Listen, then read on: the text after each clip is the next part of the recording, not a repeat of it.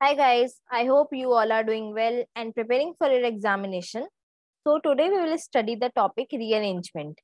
As you know, it is a mandatory topic in any competitive examination as well as scoring too. You can easily score 5 to 7 marks after doing rearrangement. So first of all, we will understand what is rearrangement. It consists of a group of jumbled sentences, words or phrases that need to be reassembled to make sense. Means some group of jumbled sentences or words or phrases will be given to you and you have to rearrange that in correct order to make any sense. कुछ sentences दिए जाएंगे आपको या words भी दे सकते हैं phrases जो कि jumbled up होंगे और उन्हें आपको rearrange करना होगा correct sequence में. तो उसके लिए आपको पहले पता करना होगा कि first sentence क्या होगा या first part of that sentence क्या होगा. Now we will understand how to solve. Then you have to first locate the theme. अगर वो पैसेज है, सेंटेंसेस जम्बल्ड अप है, तो आपको थीम लोकेट करनी होगी या इंट्रोडक्टरी सेंटेंस. अगर पैसेज है या स्टोरी है तो ऑब्वियस उसका इंट्रोडक्शन दिया जाएगा या किसी पर्सनालिटी के बारे में है तो भी उस बारे में इंट्रोडक्शन दिया जाएगा कि क्या है. Then you have to relate noun और pronoun. Noun and pronoun means how do you relate? Means as you know that noun will come first, then only pronoun will come. अगर हमने ही पहले यूज कर दिया तो हमें ही का इंट्रोडक्शन तो देना ही होगा पहले कि फर्स्ट सेंटेंस में या सेकंड सेंटेंस में कि वो ही किस बारे में यूज हुआ है, कि किस पर्सन के लिए यूज हुआ है. Then we will study demonstrative pronoun. Demonstrative pronoun are like this, that, these, such.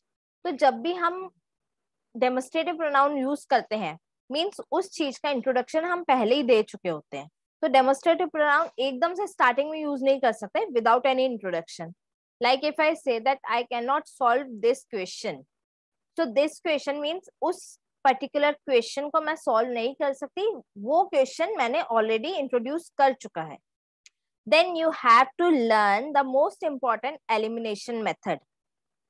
Elimination method means you should know how to eliminate the choices. As you know, in banking or in SSC or in any competitive exam, whether it is CAT or anything else, there are 5 options, but all the options are not correct. You have to find only one correct answer. Then you have to eliminate other 4 options.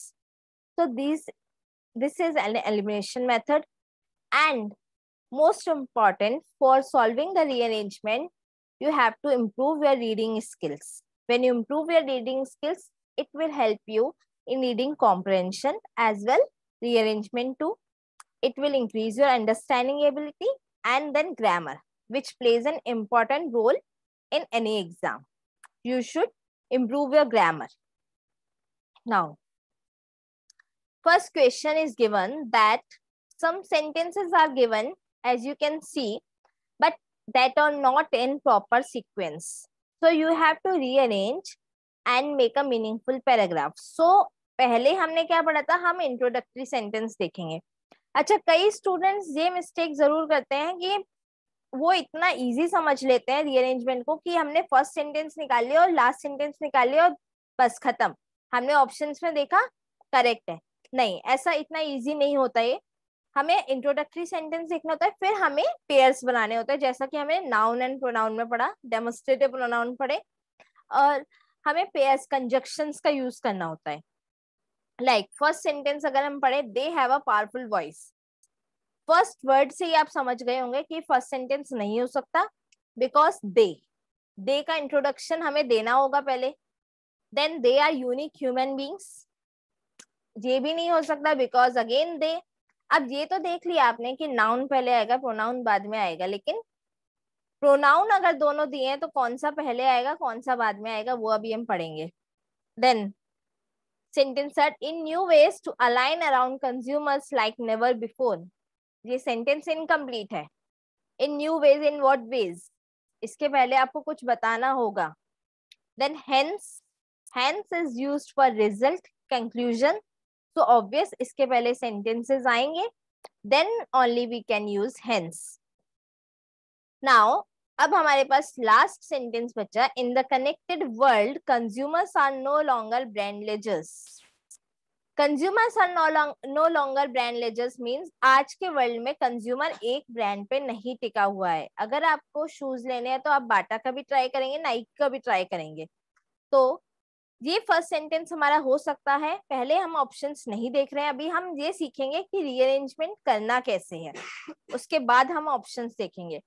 Like in the connected world consumers are no longer brand leaders, it can be first sentence. Then in new ways to align around consumers नहीं, hence brand needs agility नहीं. अब हम ए या B में से देखेंगे, because consumers के बारे में हमने इंट्रोडक्शन दे दिया.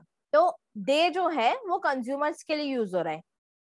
दे are unique human beings with distinct sets of needs. Consumers जो है वो ह्यूमन बींग्स है जिनकी अलग अलग नीड्स हैं, अलग अलग जरूरतें हैं. दे have a powerful voice and want relationships on equal terms.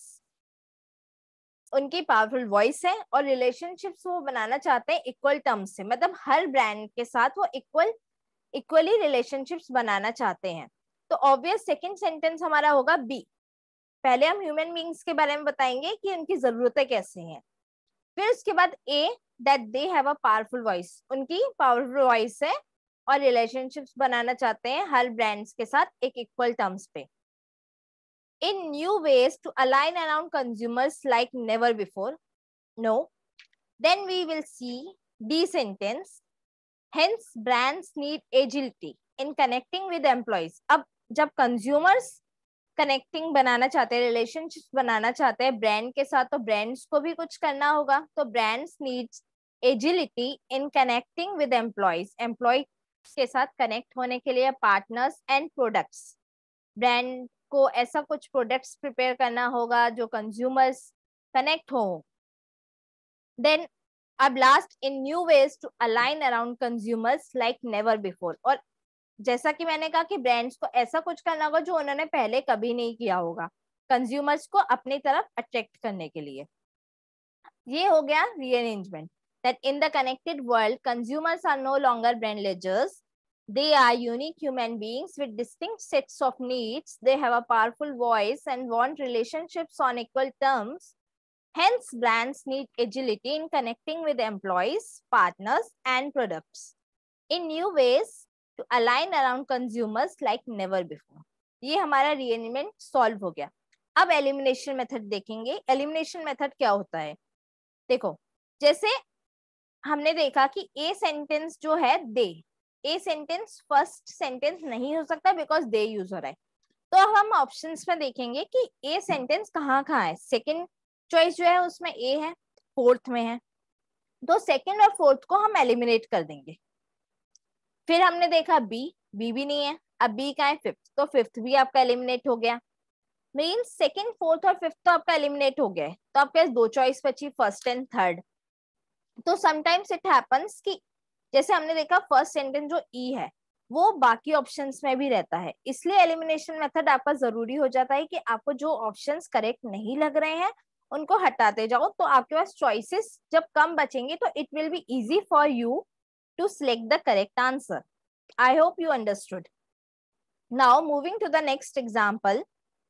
In this a sentence is broken but first part of the sentence is given and you have to arrange the other parts of that sentence. Like I think, first part is I think, then PQRS, some parts are given that the members are basically in agreement of the group on the following topics.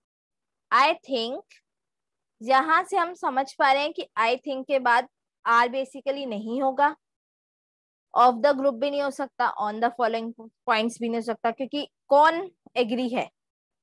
तो I think the members, मुझे ऐसा लगता है कि members are basically in agreement हो सकता था, लेकिन अगर are option of the group option नहीं दिया होता.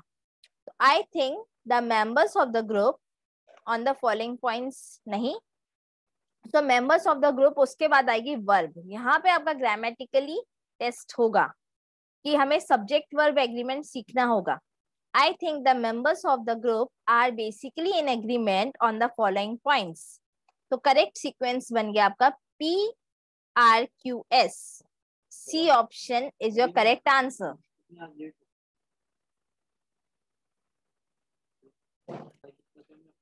ठीक है, तो अब हम लास्ट एग्जाम्पल देखेंगे.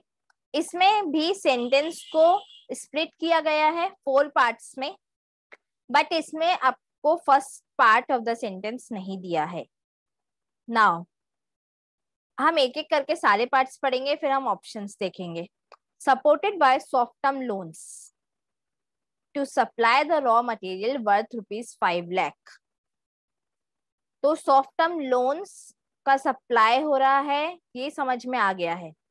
The dealer has agreed with a very low rate of interest. समझ में आ रहा है कि नाउन पहले आता है सेंटेंस में, तो हमारा थर्ड पार्ट जो है वो फर्स्ट होगा. The dealer has agreed because dealer is a noun. The dealer has agreed क्या करने के लिए एग्री हुआ है? To supply the raw material worth ₹5 lakh with a very low rate of interest. ये सेंटेंस बन गया. फिर फर्स्ट पार्ट का क्या करेंगे हम? So the dealer has agreed to supply the raw material worth ₹5 lakh supported by soft term loans. किसने support किया है? सॉफ्ट टर्म लोन्स ने. कैसे? With a very low rate of interest. इसमें भी एलिमिनेशन मेथड करेंगे तो हमारा फोर्थ जो with a very low rate of interest है ये नहीं है, तो हमारा बी ऑप्शन एलिमिनेट हो गया है. उसके बाद हमने देखा supported by soft term loans, first नहीं, तो सी ऑप्शन भी एलिमिनेट हो गया. Now to supply the raw material worth ₹5 lakh, second, ये भी नहीं, तो हमारा डी ऑप्शन भी एलिमिनेट हो गया. अब हमारे पास बचा था बी सी डी. ठीक है, थर्ड जो था आपका फर्स्ट सेंटेंस था, फर्स्ट पार्ट था सेंटेंस का, तो इट कुड बी ए हमारा हो सकता था आंसर, अभी भी है, लेकिन हमारे पास एक ऑप्शन और दिया हुआ है नन ऑफ दीज, इसलिए हमें ये सॉल्व करना जरूरी था. ऐसा नहीं है कि आपने फर्स्ट सेंटेंस देख लिया और बाकी सारे ऑप्शंस एलिमिनेट हो रहे हैं तो आपने वो करेक्ट कर दिया. Sometimes none of these could be the correct answer. तो a, the dealer has agreed to supply the raw material worth ₹5 lakh supported by soft term loans with a very low rate of interest. In this, A option is your correct answer. I hope you understood it well. Thank you.